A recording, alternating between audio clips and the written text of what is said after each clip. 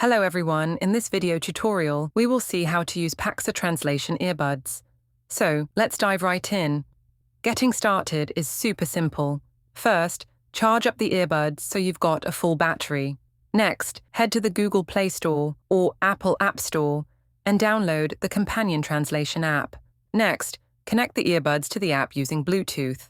Once they're paired, choose the two languages you'd like to translate between, like English and Spanish, or maybe Urdu and Chinese.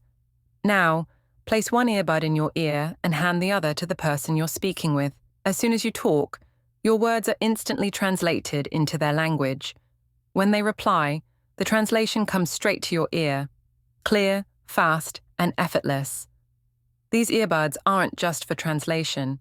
You can also use them to listen to music, take calls, or watch videos, just like regular wireless earbuds. And there you have it. If you find this video helpful, don't forget to subscribe to our channel for more tutorials. Thanks for watching.